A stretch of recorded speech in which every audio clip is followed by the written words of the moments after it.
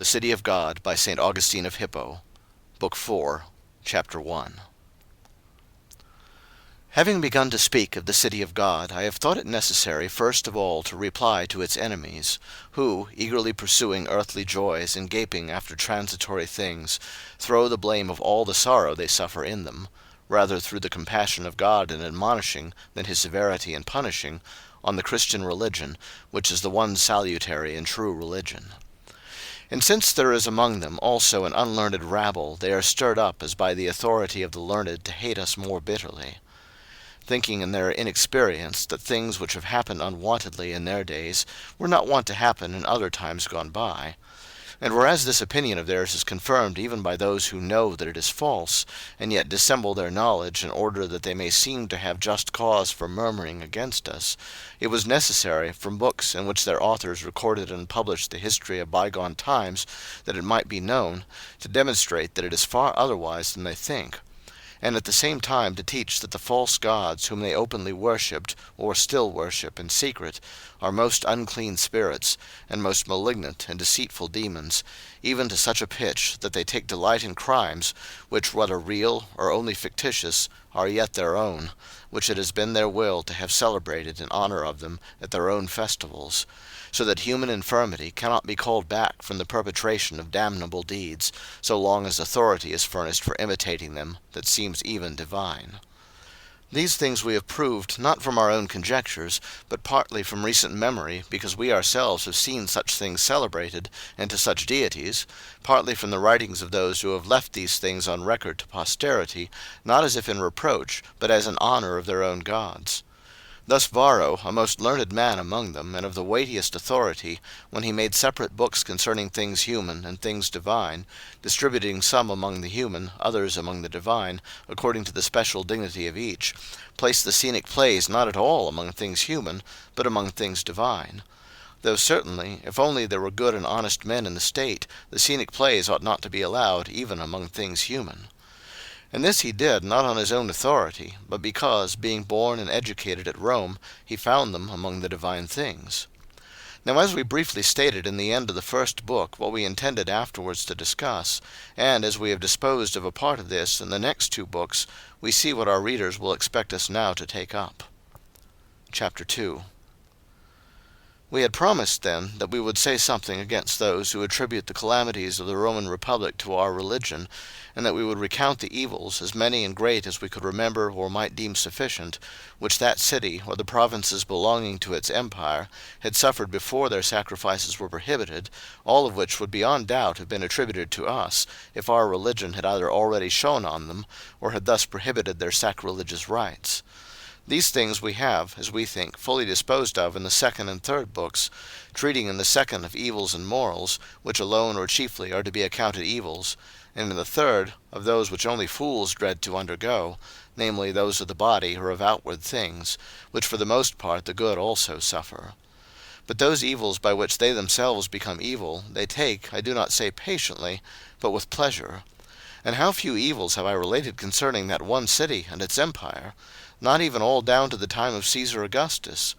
What if I had chosen to recount and enlarge on those evils, not which men have inflicted on each other, such as the devastations and destructions of war, but which happen in earthly things from the elements of the world itself?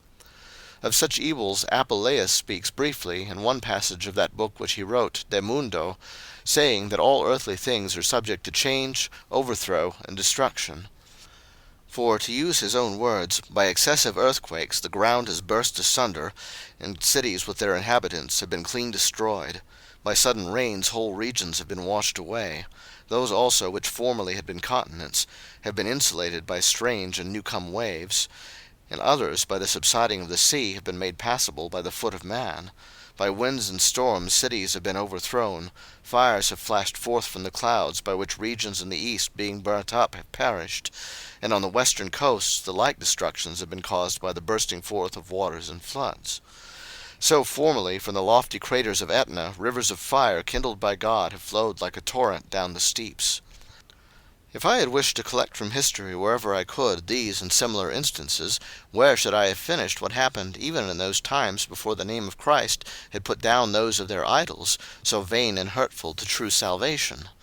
I promised that I should also point out which of their customs, and for what cause the true God, in whose power all kingdoms are, had deigned to favour to the enlargement of their empire, and how those whom they think gods can have profited them nothing, but much rather hurt them by deceiving and beguiling them, so that it seems to me I must now speak of these things, and chiefly of the increase of the Roman Empire. For I have already said not a little, especially in the second book, about the many evils introduced into their manners by the hurtful deceits of the demons whom they worshipped as gods. But throughout all the 3 books already completed, where it appeared suitable, we have set forth how much succour God, through the name of Christ, to whom the barbarians, beyond the custom of war, paid so much honour, has bestowed on the good and bad, according as it is written, Who maketh his sun to rise on the good and the evil, and giveth rain to the just and the unjust. Chapter 3. Now therefore let us see how it is that they dare to ascribe the very great extent and duration of the Roman Empire to those gods whom they contend that they worship honourably, even by the obsequies of vile games and the ministry of vile men. Although I should like first to inquire for a little what reason, what prudence there is in wishing to glory in the greatness and extent of the empire, when you cannot point out the happiness of men who are always rolling, with dark fear and cruel lust, in warlike slaughters and in blood, which, whether shed in civil or foreign war, is still human blood, so that their joy may be compared to glass in its fragile splendour, of which one is horribly afraid lest it should be suddenly broken in pieces.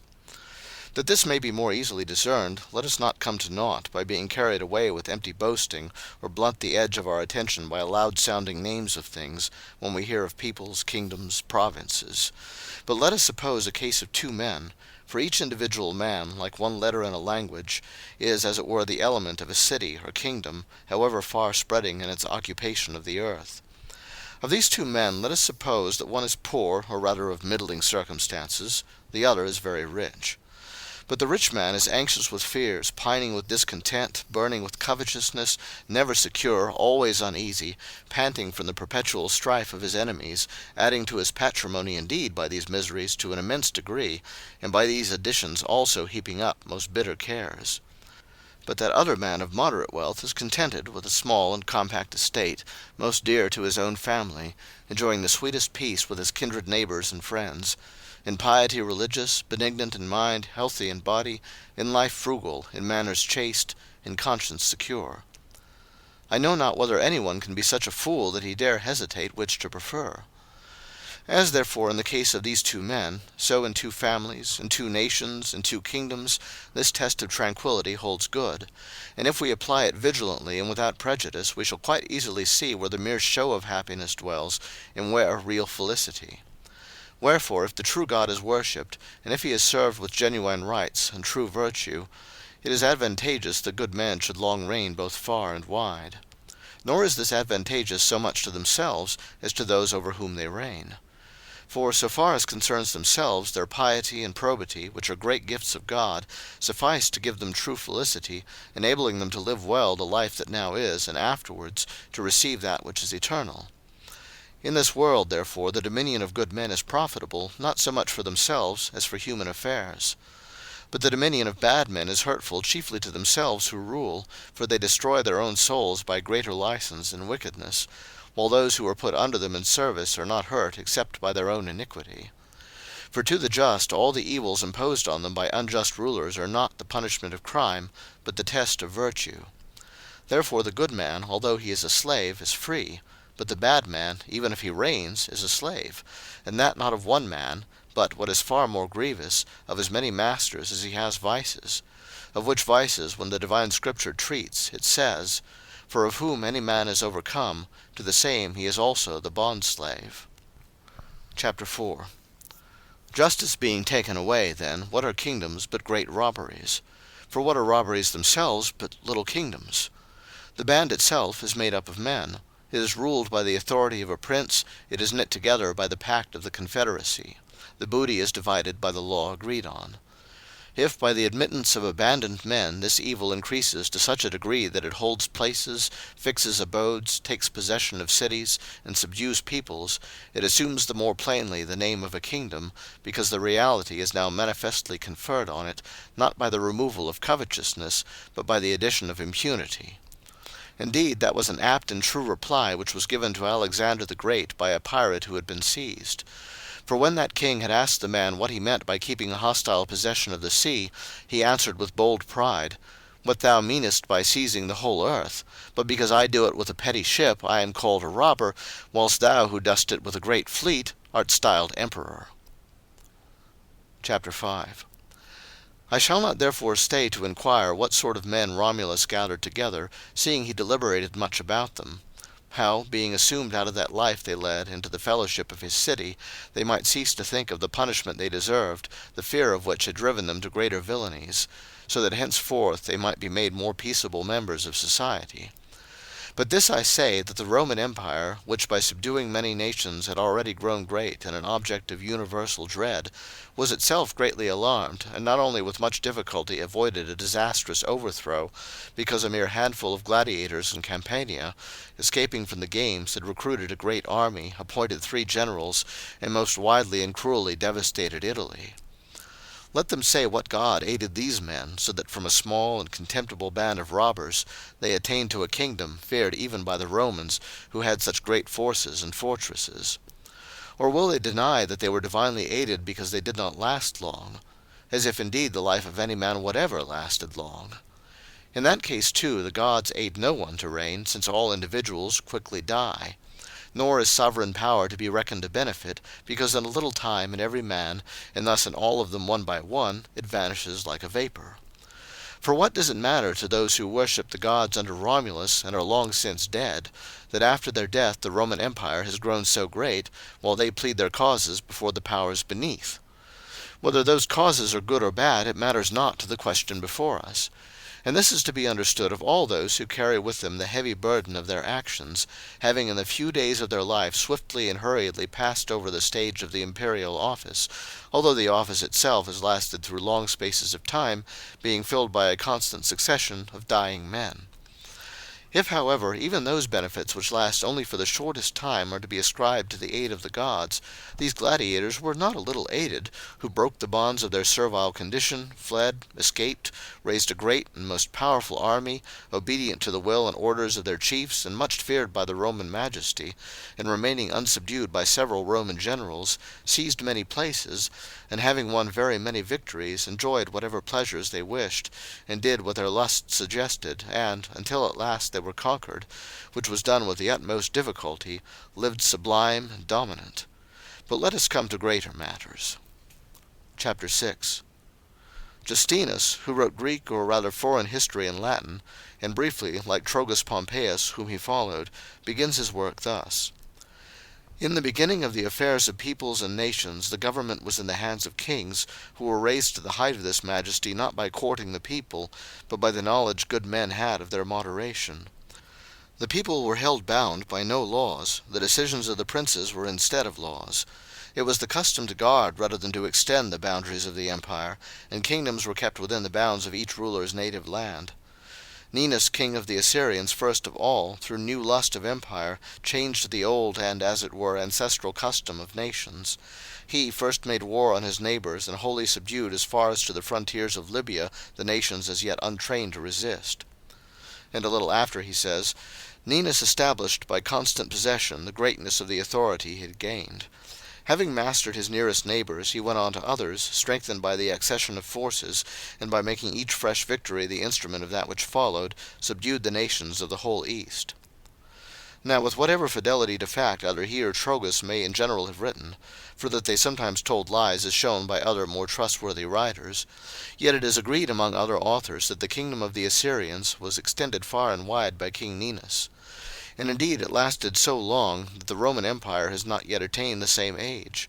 For as those who write have treated of chronological history, this kingdom endured for 1240 years from the first year in which Ninus began to reign, until it was transferred to the Medes. But to make war on your neighbors, and thence to proceed to others, and through mere lust of dominion to crush and subdue people who do you no harm, what else is this to be called than great robbery? Chapter 7. If this kingdom was so great and lasting without the aid of the gods, why is the ample territory and long duration of the Roman Empire to be ascribed to the Roman gods? For whatever is the cause in it, the same is in the other also. But if they contend that the prosperity of the other also is to be attributed to the aid of the gods, I ask of which? For the other nations whom Ninus overcame did not then worship other gods. Or if the Assyrians had gods of their own, who, so to speak, were more skillful workmen in the construction and preservation of the empire, whether are they dead, since they themselves have also lost the empire? Or, having been defrauded of their pay, or promised a greater, have they chosen rather to go over to the Medes, and from them again to the Persians, because Cyrus invited them, and promised them something still more advantageous? This nation, indeed, since the time of the kingdom of Alexander the Macedonian, which was as brief in duration as it was great in extent, has preserved its own empire, and at this day occupies no small territories in the east. If this is so, then either the gods are unfaithful, who desert their own and go over to their enemies, which Camillus, who was but a man, did not do, when, being victor and subduer of a most hostile state, although he had felt that Rome, for whom he had done so much, was ungrateful, yet afterwards, forgetting the injury and remembering his native land, he freed her again from the Gauls. Or they are not so strong as gods ought to be, since they can be overcome by human skill or strength. Or if, when they carry on war among themselves, the gods are not overcome by men, but some gods who are peculiar to certain cities are perchance overcome by other gods, it follows that they have quarrels among themselves which they uphold, each for his own part. Therefore a city ought not to worship its own gods, but rather others who aid their own worshippers. Finally, whatever may have been the case as to this change of sides, or flight, or migration, or failure in battle on the part of the gods, the name of Christ had not yet been proclaimed in those parts of the earth when these kingdoms were lost and transferred through great destructions and war. For if, after more than 1200 years, when the kingdom was taken away from the Assyrians, the Christian religion had there already preached another eternal kingdom, and put a stop to the sacrilegious worship of false gods, what else would the foolish men of that nation have said, but that the kingdom which had been so long preserved could be lost for no other cause than the desertion of their own religions and the reception of Christianity? In which foolish speech that might have been uttered, let those we speak of observe their own likeness, and blush, if there is any sense of shame in them, because they have uttered similar complaints. Although the Roman Empire is afflicted rather than changed, a thing which has befallen it in other times also, before the name of Christ was heard, and it has been restored after such affliction, a thing which even in these times is not to be despaired of. For who knows the will of God concerning this matter? Chapter 8. Next let us ask, if they please, out of so great a crowd of gods which the Romans worship, whom in especial, or what gods they believe to have extended and preserved that empire.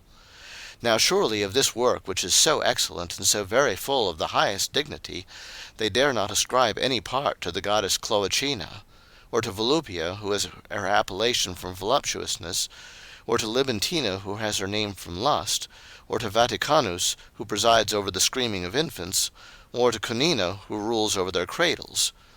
But how is it possible to recount in one part of this book all the names of gods or goddesses, which they could scarcely comprise in great volumes, distributing among those divinities their peculiar offices about single things? They have not even thought that the charge of their lands should be committed to any one god, but they have entrusted their farms to Rusina, the ridges of the mountains to Eugatinus. Over the downs they have set the goddess Colatina, over the valleys Vallonia. Nor could they even find one Sigitia so competent that they could commend to her care all their corn crops at once. But so long as their seed corn was still under the ground, they would have the goddess Saya set over it. Then, whenever it was above ground and formed straw, they set over it the goddess Sigitia, and when the grain was collected and stored, they set over it the goddess Tutulina, that it might be kept safe. Who would not have thought that goddess Sigitia sufficient to take care of the standing corn until it had passed from the first green blades to the dry ears? Yet she was not enough for men who loved a multitude of gods, that the miserable soul, despising the chaste embrace of the one true God, should be prostituted to a crowd of demons. Therefore they set Proserpina over the germinating seeds, over the joints and knots of the stems, the god Nodotus, over the sheaths enfolding the ears, the goddess Valentina. When the sheaths opened that the spike might shoot forth, it was ascribed to the goddess Patalana. When the stems stood all equal with new ears, because the ancients described this equalizing by the term hostire, it was ascribed to the goddess Hostilina. When the grain was in flour, it was dedicated to the goddess Flora; when full of milk, to the god Lacturnus; when maturing, to the goddess Matuta; when the crop was runcated, that is, removed from the soil, to the goddess Runchina. Nor do I yet recount them all, for I am sick of all this, though it gives them no shame. Only I have said these very few things in order that it may be understood they dare by no means say that the Roman Empire has been established, increased, and preserved by their deities, who had all their own functions assigned to them in such a way that no general oversight was entrusted to any one of them. When therefore could Sagitia take care of the empire, who was not allowed to take care of the corn and the trees? When could Canina take thought about war, whose oversight was not allowed to go beyond the cradles of the babies? When could Nodotus give help in battle, who had nothing to do even with the sheath of the ear, but only with the knots of the joints? Every one sets a porter at the door of his house, and because he is a man, he is quite sufficient. But these people have set 3 gods, Forculus to the doors, Cardea to the hinge, Lamentius to the threshold. Thus Forculus could not at the same time take care also of the hinge and the threshold. Chapter 9. Therefore, omitting or passing by for a little that crowd of petty gods, we ought to inquire into the part performed by the great gods, whereby Rome has been made so great as to reign so long over so many nations. Doubtless, therefore, this is the work of Jove. For they will have it that he is the king of all the gods and goddesses, as is shown by his scepter and by the Capitol on the lofty hill. Concerning that god they publish a saying which, although that of a poet, is most apt: all things are full of Jove. Varro believes that this god is worshipped, although called by another name, even by those who worship one god alone without any image. But if this is so, why has he been so badly used at Rome, and indeed by other nations too, that an image of him should be made? A thing which was so displeasing to Varro himself, that although he was overborne by the perverse custom of so great a city, he had not the least hesitation in both saying and writing, that those who have appointed images for the people have both taken away fear and added error.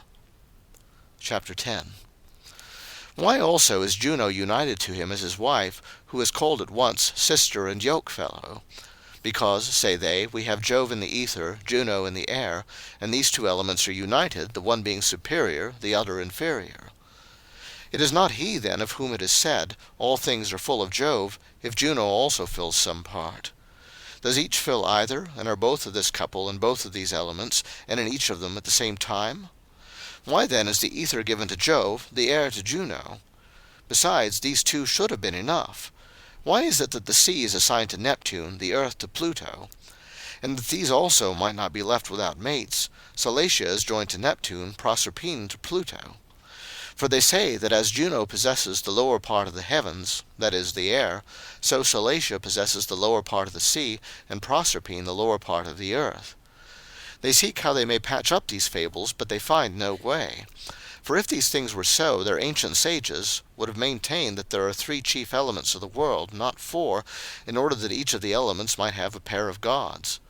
Now they have positively affirmed that the ether is one thing, the air another.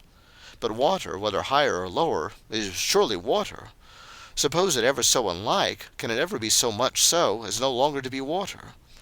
And the lower earth, by whatever divinity it may be distinguished, what else can it be than earth? Lo then, since the whole physical world is complete in these 4 or 3 elements, where shall Minerva be? What should she possess? What should she fill?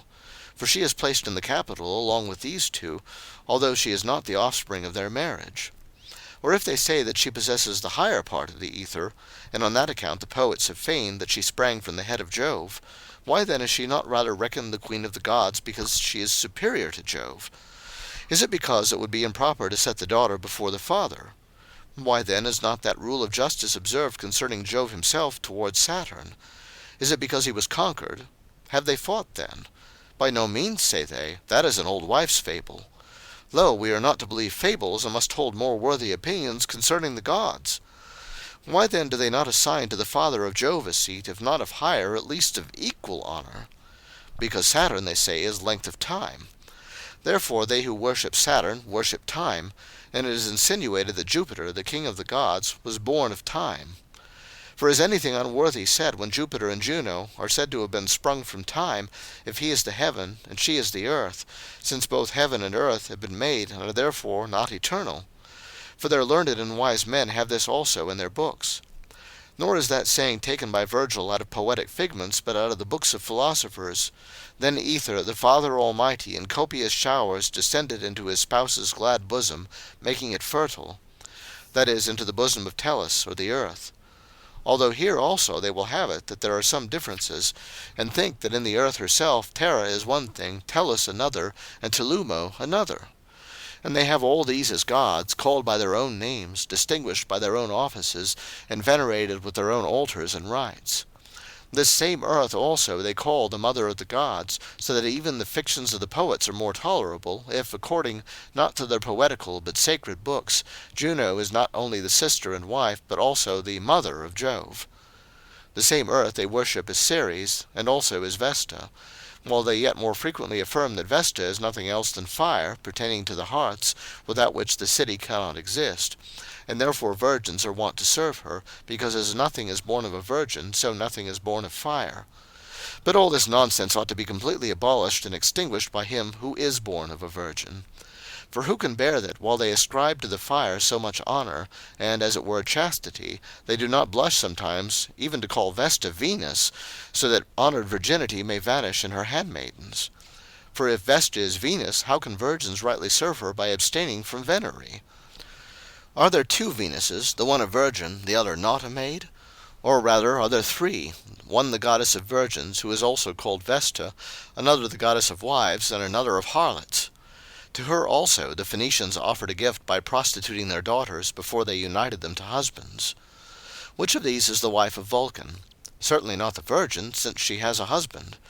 Far be it from us to say it is the harlot, lest we should seem to wrong the son of Juno and fellow worker of Minerva. Therefore it is to be understood that she belongs to the married people, but we would not wish them to imitate her in what she did with Mars. Again, they say, you return to fables. What sort of justice is that, to be angry with us because we say such things of their gods, and not to be angry with themselves, who in their theatres most willingly behold the crimes of their gods? And, a thing incredible if it were not thoroughly well proved, these very theatric representations of the crimes of their gods have been instituted in honor of these same gods. Chapter 11.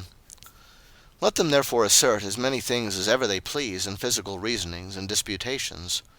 One while let Jupiter be the soul of this corporeal world, who fills and moves that whole mass, constructed and compacted out of 4 or as many elements as they please.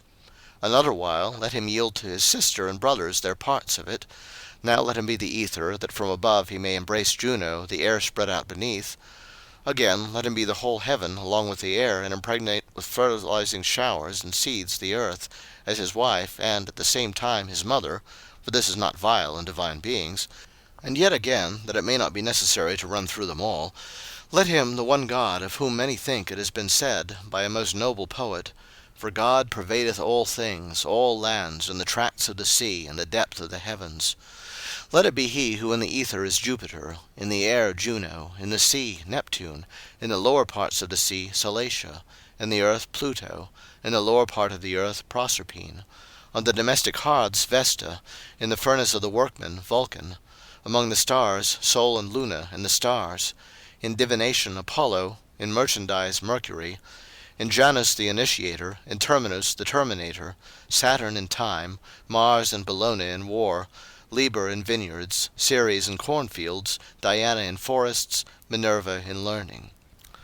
Finally, let it be he who is in that crowd, as it were, of plebeian gods. Let him preside under the name of Liber over the seed of men, and under that of Libera over that of women. Let him be Diespater, who brings forth the birth to the light of day. Let him be the goddess Mena, whom they set over the menstruation of women.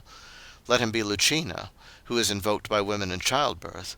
Let him bring help to those who are being born by taking them up from the bosom of the earth, and let him be called Opus. Let him open the mouth in the crying babe, and be called the god Vaticanus. Let him lift it from the earth, and be called the goddess Lavana. Let him watch over cradles, and be called the goddess Cunina. Let it be no other than he who is in those goddesses, who sing the fates of the newborn, and are called Carmentes. Let him preside over fortuitous events, and be called Fortuna. In the goddess Rumina let him milk out the breast to the little one, because the ancients termed the breast Ruma. In the goddess Potina let him administer drink. In the goddess Educa let him supply food. From the terror of infants let him be styled Paventia. From the hope which comes, Vanilia. from voluptuousness volupia, from action agonor, from the stimulants by which man is spurred on to much action, let him be named the goddess Stimula. Let him be the goddess Strenia, for making strenuous, Numeria, who teaches to number, Camena, who teaches to sing. Let him be both the god Consus, for granting counsel, and the goddess Sentia, for inspiring sentences. Let him be the goddess Juventas, who, after the robe of boyhood is laid aside, takes charge at the beginning of the youthful age. Let him be Fortuna Barbata, who endues adults with a beard, whom they have not chosen to honor. So that this divinity, whatever it may be, should at least be a male god, named either Barbatus, from Barba, like Nodotus from Nodus, or certainly not Fortuna, but because he has beards, Fortunius. Let him and the god Hugutinus yoke couples in marriage, and when the girdle of the virgin wife is loosed, let him be invoked as the goddess Virginiensis. Let him be Mutunus or Tuternus, who among the Greeks is called Priapus. If they are not ashamed of it, let all these which I have named, and whatever others I have not named, for I have not thought fit to name all, let all these gods and goddesses be that one Jupiter, whether, as some will have it, all these are parts of him, or are his powers, as those think who are pleased to consider him the soul of the world, which is the opinion of most of their doctors, and these the greatest. If these things are so, how evil they may be, I do not yet meanwhile inquire. What would they lose, if they by a more prudent abridgment should worship one God? For what part of him could be condemned, if he himself should be worshipped? But if they are afraid lest parts of him should be angry at being passed by or neglected, then it is not the case, as they will have it, that this whole is as the life of one living being, which contains all the gods together, as if they were its virtues, or members, or parts. But each part has its own life separate from the rest, if it is so that one can be angered, appeased, or stirred up more than another. But if it is said that altogether, that is, the whole Jove himself, would be offended if his parts were not also worshipped singly and minutely, it is foolishly spoken. Surely none of them could be passed by, if he who singly possesses them all should be worshipped. For, to omit other things which are innumerable, when they say that all the stars are parts of Jove, and are all alive, and have rational souls, and therefore without controversy are gods, can they not see how many they do not worship, to how many they do not build temples or set up altars, and to how very few in fact of the stars they have thought of setting them up and offering sacrifice? If therefore those are displeased who are not severally worshipped, do they not fear to live with only a few appeased, while all heaven is displeased? But if they worship all the stars because they are part of Jove whom they worship, by the same compendious method they could supplicate them all in him alone. For in this way no one would be displeased, since in him alone all would be supplicated. No one would be contemned, instead of there being just cause of displeasure given to the much greater number who are passed by in the worship offered to some, especially when Priapus, stretched out in vile nakedness, is preferred to those who shine from their supernal abode. Chapter 12. Ought not men of intelligence, and indeed men of every kind, to be stirred up to examine the nature of this opinion? For there is no need of excellent capacity for this task, that putting away the desire of contention, they may observe that if God is the soul of the world, and the world is as a body to him, who is the soul, he must be one living being consisting of soul and body, and that this same God is a kind of womb of nature containing all things in himself, so that the lives and souls of all living things are taken, according to the manner of each one's birth, out of his soul which vivifies that whole mass, and therefore nothing at all remains which is not a part of God. And if this is so, who cannot see what impious and irreligious consequences follow, such as that whatever one may trample, he must trample a part of God, and in slaying any living creature a part of God must be slaughtered? But I am unwilling to utter all that may occur to those who think of it, yet cannot be spoken without irreverence. Chapter 13. But if they contend that only rational animals, such as men, are parts of God, I do not really see how, if the whole world is God, they can separate beasts from being parts of him. But what need is there of striving about that? Concerning the rational animal himself, that is, man, what more unhappy belief can be entertained than that a part of God is whipped when a new boy is whipped? And who, unless he is quite mad, could bear the thought that parts of God can become lascivious, iniquitous, impious, and altogether damnable? In brief, why is God angry at those who do not worship him, since these offenders are parts of himself? It remains, therefore, that they must say that all the gods have their own lives, that each one lives for himself, and none of them is a part of any one, but that all are to be worshipped, at least as many as can be known and worshipped, for there are so many it is impossible that all can be so. And of all these I believe that Jupiter, because he presides as king, is thought by them to have both established and extended the Roman Empire. For if he has not done it, what other god do they believe could have attempted so great a work, when they must all be occupied with their own offices and works, nor can one intrude on that of another? Could the kingdom of men then be propagated and increased by the king of the gods? Chapter 14. Here, first of all, I ask why even the kingdom itself is not some god? For why should it not also be so, if victory is a goddess? Or what need is there of Jove himself in this affair, if victory favours and is propitious, and always goes to those whom she wishes to be victorious? With this goddess favourable and propitious, even if Jove was idle and did nothing, what nations could remain unsubdued, what kingdom would not yield? But perhaps it is displeasing to good men to fight with most wicked unrighteousness, and provoke with voluntary war neighbours who are peaceable and do no wrong, in order to enlarge a kingdom. If they feel thus, I entirely approve and praise them. Chapter 15. Let them ask then whether it is quite fitting for good men to rejoice in extended empire. For the iniquity of those with whom just wars are carried on favours the growth of a kingdom, which would certainly have been small if the peace and justice of neighbours had not by any wrong provoked the carrying on of war against them. And human affairs being thus more happy, all kingdoms would have been small, rejoicing in neighbourly concord, and thus there would have been very many kingdoms of nations in the world, as there are very many houses of citizens in a city. Therefore, to carry on war and extend a kingdom over wholly subdued nations seems to bad men to be felicity, to good men necessity. But because it would be worse that the injurious should rule over those who are more righteous, therefore even that is not unsuitably called felicity. But beyond doubt it is greater felicity to have a good neighbour at peace than to conquer a bad one by making war. Your wishes are bad when you desire that one whom you hate or fear should be in such a condition that you can conquer him. If, therefore, by carrying on wars that were just, not impious or unrighteous, the Romans could have acquired so great an empire, ought they not to worship as a goddess even the injustice of foreigners? For we see that this has cooperated much in extending the empire, by making foreigners so unjust that they became people with whom just wars might be carried on, and the empire increased. And why may not injustice, at least that of foreign nations, also be a goddess, if fear and dread and ague have deserved to be Roman gods? By these two, therefore, that is, by foreign injustice, and the goddess Victoria, for injustice stirs up causes of wars, and Victoria brings these same wars to a happy termination, the empire has increased, even although Jove has been idle. For what part could Jove have here, when those things which might be thought to be his benefits are held to be gods, called gods, worshipped as gods, and are themselves invoked for their own parts? He also might have some part here, if he himself might be called empire, just as she is called victory. Or if empire is the gift of Jove, why may not victory also be held to be his gift? And it certainly would have been held to be so, had he been recognized and worshipped, not as a stone in the capital, but as the true King of kings and Lord of lords. Chapter 16. But I wonder very much that while they assign to separate gods single things, and well nigh all movements of the mind, that while they invoke the goddess Agenoria, who should excite to action, the goddess Stimula, who should stimulate to unusual action, the goddess Mercia, who should not move men beyond measure, but make them, as Pomponius says, merced, that is, too slothful and inactive, the goddess Strenua, who should make them strenuous, and that while they offered to all these gods and goddesses solemn and public worship, they should yet have been unwilling to give public acknowledgment to her whom they named Quies, because she makes men quiet, but built her temple outside the Colline gate.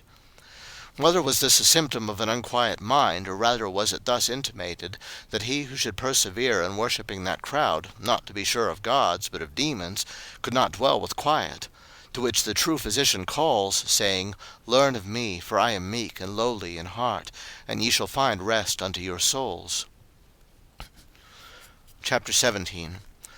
Or do they say, perhaps, that Jupiter sends the goddess Victoria, and that she, as it were, acting in obedience to the king of the gods, comes to those to whom he may have dispatched her, and takes up her quarters on their side? This is truly said, not of Jove, whom they, according to their own imagination, feigned to be the king of the gods, but of him who is the true eternal king, because he sends not victory, who is no person, but his angel, and causes whom he pleases to conquer, whose counsel may be hidden, but cannot be unjust. For if victory is a goddess, why is not triumph also a god, and joined to victory either as husband, or brother, or son? Indeed, they have imagined such things concerning the gods, that if the poets had feigned the like, and they should have been discussed by us, they would have replied that they were laughable figments of the poets, not to be attributed to true deities. And yet they themselves did not laugh when they were, not reading in the poets, but worshipping in the temples, such doting follies. Therefore they should entreat Jove alone for all things, and supplicate him only.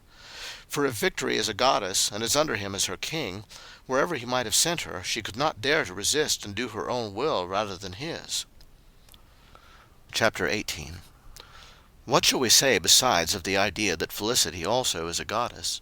She has received a temple, she has merited an altar, suitable rites of worship are paid to her.